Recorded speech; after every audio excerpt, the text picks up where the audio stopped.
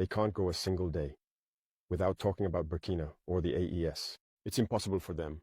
And every time they try to spread information, to divide, to manipulate the youth. But it doesn't work anymore. I think people are aware enough. Now people have their eyes open. Through communication, they managed to rewrite history.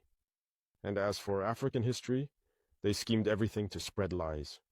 As a result, some young Africans don't even know the history of Africa or what Africa has accomplished.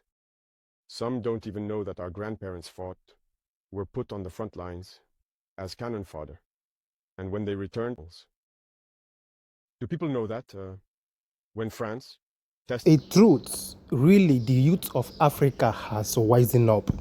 The youth of Africa has risen to the truth that we need a change in our continent. I don't know if there's anything wrong demanding for your continent to be a better place for you. No. When you are saying that our dream is for our continent, Africa, to be like Europe, I don't think it's a bad thing. Why is it that anytime they are talking about us, it's just about bad narrative, they are talking about Africa? Anytime they are discussing us, they are discussing bad narrative about Africa. Thank God, I'm so happy that in this season that we have seen somebody that have woken up in Africa. And anytime such a person woke up in the years past, it will always be, they will come up with some stories. But this time around, we don't open our eyes. Our eyes is open. Our eyes is open wide. Guys, just watch what this man said. Since I came across this man, Captain Ibrăhim Traore, I'm just filled with joy in my heart that yes, that we have taken one step ahead. Understand me? Just watch the video and remember to subscribe to the channel, turn on your notification button and drop your comments at the comment section if you want the African unity. I remain my humble self, the icon. Peace and love. Don't play. It was black soldiers they placed nearby in the blast radius to see what would happen. Let's bring out the archives. Everything they've used against Africa is terrible. So all of this needs to be communicated so that young Africans understand, because there are still many who are asleep and continue to speak on behalf of the imperialists. Whatever they're told to say, they do it. Maybe it's because, well, they're given something, I don't know. But Africans need to understand their history and wake up. So that's our fight as well. My biggest regret is having spent a good part of my youth listening to radio stations like RFI and France 24.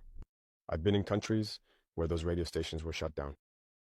But we would use apps to record their news broadcasts so we could listen. But at some point, something clicked. I started to realize that they were conditioning our minds to accept what they wanted. It's their narrative that they want us to learn. And since then, I've started to see things for what they are. And I understood that what they're doing is very dangerous. And today, more than ever, I realize that they have conditioned the minds, especially of Africans. So you can play a big role in awakening the consciousness of young people so that people understand how the world works and don't let themselves be led astray by those people. When we watch the parade of the machines that won is the T-34s up to the modern vehicles, it shows us the technological evolution of the Russian army, and it inspires us as well to get to work so that we can develop in the same direction. Relations are going very well, and I can say that for the past 2 years now, things have started off very well, and we are working on deepening the areas of defense and security, but also education, and later on, the commercial sector and other aspects. So we have staggered the different areas so that we can exchange a lot and share many experiences, because we also have a lot to learn from Russia in the field of education, especially in the sciences. Now, it must be said that up to today, gold is the main export product in Burkina Faso. But we have set agriculture in motion, first for self-sufficiency, but also for foreign trade and export. The terrorists are reinforced by many foreign fighters who come from elsewhere, who are not, in fact. If I take the case of Burkina Faso, there are many Burkina Faso, but they are not Burkinabe. There are also trainers who come from many countries to teach them a lot of techniques. But what is their interest? It's not really terrorism, it's imperialism. Their goal is to keep us in a state of permanence that we cannot develop, and so they can continue to plunder our resources. So they have every interest in bringing in specialists in mines to lay various types of mines and explosives experts. Today, the terrorists use drones to fight and everything. So these are professionals from certain countries who come to teach them all of this. All of this is to keep us in a state of insecurity. But we are aware of the situation. We adapt each time to their methods of operation, and we will continue the fight until we have recovered the entirety of the Sahel. So all the countries that are fighting today for their more economic independence, we are trying to collaborate better with these countries because it is a form of oppression by imperialism.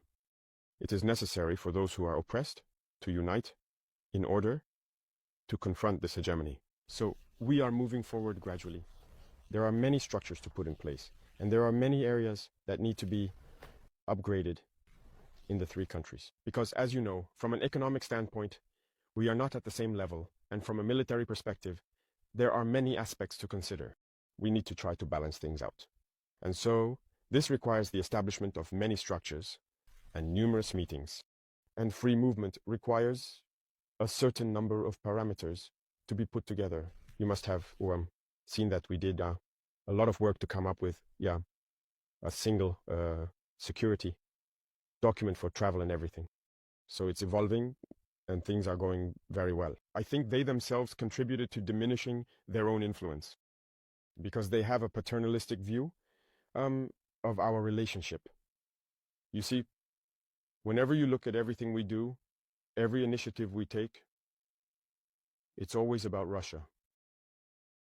Someone speaks and they say they're influenced by Russia. Everything that happens, it's Russia. Why do they have their eyes closed like that? So Africans aren't capable of developing anything. Africans aren't capable of inventing, innovating, or taking initiatives. That's what we're fighting against. And look at their speeches. Look at their speeches. Even the French president, always in his speeches, says that young Africans are influenced by Russia. It said, and if you listen to Western media, they spend all their time lying. And look today, the AES, which is a model that's starting to take shape, they can't go a single day without talking about Burkina or the AES. It's impossible for them.